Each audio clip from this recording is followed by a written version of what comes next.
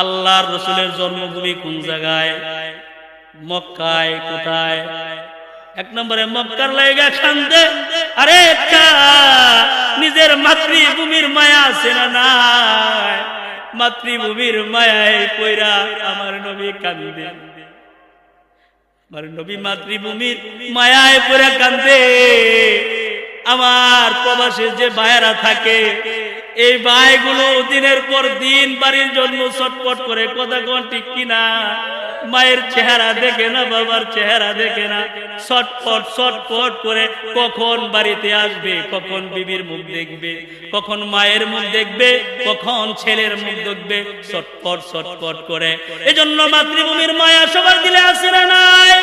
সবার দিলের ভিতরে মাতৃভূমির মায়া আছে। আল্লাহর রাসূল মদিনার দিকে হিজরত করবেন, কিন্তু উসমান ইবনে তালহার সাথে সাক্ষাৎ। উসমান ইবনে তালহাকে বলে, উসমান ইবনে তালহা, আমি মক্কা ছেড়ে মদিনায় চলে যাইতেছি, তোমার কাছে তো বাইতুল্লাহর চাবি আছে, জিন্দেগি আমি চলে যাইতেছি, একবার আমি এই বাইতুল্লাহর ভিতরে নামাজ পড়বার চাই, চাবিটা দাও। উসমান ইবনে তালহা আল্লাহর রাসূলকে চাবি দেয় নাই। আল্লাহর রাসূল মনের ভিতরে কষ্ট লইয়া চলে যাবে, কিন্তু উসমান ইবনে তালহাকে বলে, উসমান ইবনে তালহা, চাবিটা চাইছিলাম, চাবিটা আমার দাও নাই, কিন্তু এমন একদিন আসবে যেই দিন এই চাবি আমার কাছে আসবে। সুবহানাল্লাহ। আল্লাহর রাসূল মনের মধ্যে ব্যথা লইয়া মদিনায় চলে গেছে। বেশি দিন ধরে নয়, আল্লাহ তাআলা কিছুদিনের ভিতরে মক্কা বিজয় করে দিয়েছেন। আল্লাহর রাসূল সাহাবীদেরকে নিয়ে মক্কায় হাজির হয়েছেন। সুবহানাল্লাহ বলেন।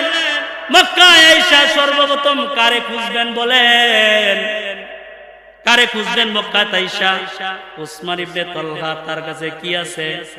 চাবি আছে। উসমান ইবনে তালহাকে আল্লাহর রাসূল বলে, উসমান ইবনে তালহার কাছে যাও। হযরত উমর উসমান ইবনে তালহার কাছে যায়, বলে, চাবি দাও। চাবি চাইতে দেরি হইছে, চাবি দিতে দেরি করে নাই। হযরত উমর কয়, আজকে চাবিটা যদি দিতে দেরি হইতো, কল্লাটা কাইটা বলাইতে। আল্লাহু আকবার বলেন। নবীর মনের ভিতরে তুই কষ্ট দিছ, চাবিটা তুই দেস নাই, কিন্তু চাইতে দেরি হইছে, কিন্তু আল্লাহর রাসূলকে চাবিটা দিতে দেরি করে নাই।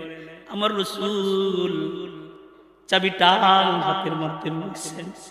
চাবিটা হাতের মধ্যে লইয়া একবার ডান হাত থেকে বাম হাতে রাখেন, একবার বাম হাত থেকে ডান হাতে রাখেন।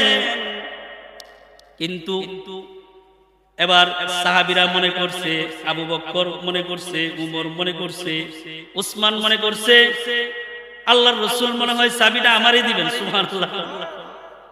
হযরত উসমান মনে মনে কয়, বাইতুল্লাহর চাবি আমাকে আল্লাহর রাসূল দিবেন। উসমান ইবনে তালহা কাছ থেকে চাবি নিয়ে গেছেন।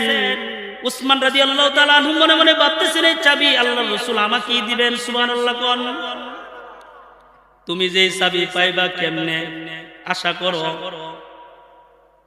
হযরত উসমান রাদিয়াল্লাহু তাআলা আনহু বলে, আল্লাহর রাসূল সাল্লাল্লাহু আলাইহি ওয়াসাল্লামের কন্যা আমার কাছে বিবাহ দিবেন। এক কন্যা মরে যাওয়ার পরে আরেকটা কন্যাকে আমার কাছে বিয়ে দিবেন। আমি যদি বালা না হইতাম তাহলে দিত মেয়ে আমার কাছে বিয়ে দিত না। কথা কোন ঠিক কিনা? তার মানে আল্লাহর রাসূল মহব্বত করে আমারই দিবেন।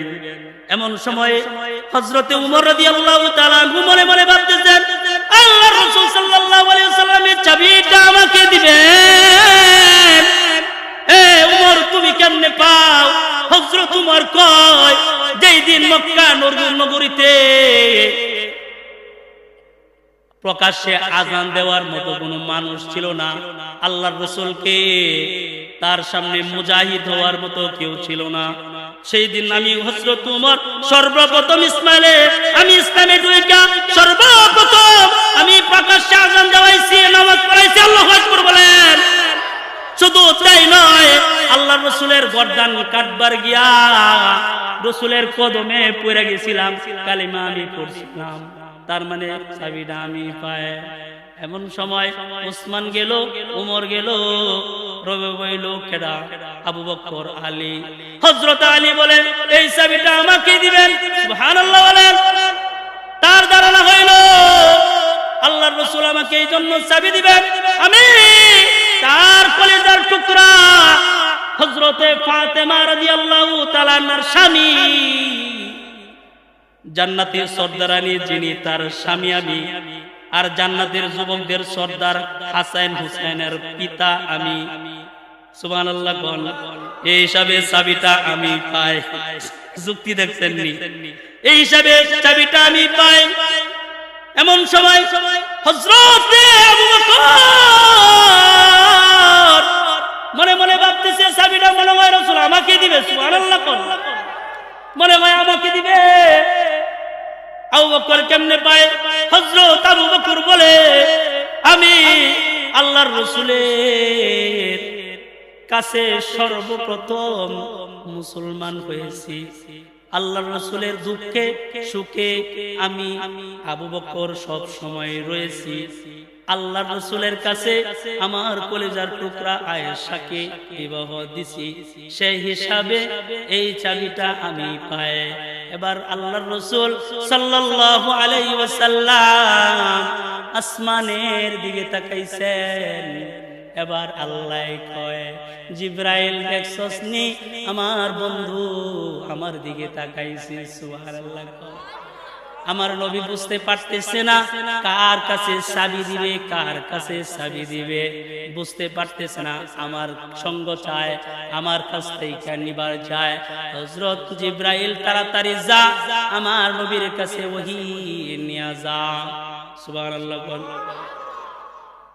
আল্লাহর রাসূল সাল্লাল্লাহু আলাইহি ওয়াসাল্লামের কাছে হযরত জিবরাইল আমিন জমিনে আসলেন। হযরত সাহাবায়ে কেরাম বলে আল্লাহর রাসূল চুপ হয়ে গেলেন। এমন সময় মৌমাছির মতো গুনগুন গুনগুন আওয়াজ শুনতেছি। সুবহানাল্লাহ। আমরা বুঝতে পারছি আল্লাহর রাসূলের উপরে ওহী নাজিল হইতেছে, কোরআনের আয়াত নাজিল হইতেছে। সুবহানাল্লাহ। জিবরাইল আমিন এই আয়াতটা নিয়ে আসছেন। এই আয়াতটা জিবরাইল আমিন তেলাওয়াত করতেছেন।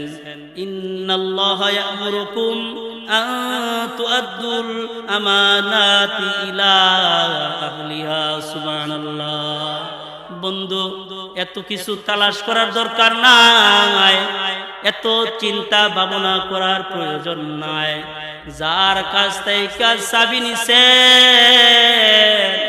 তার কাছে এই চাবিটা আবার ফেরত দিয়া দে।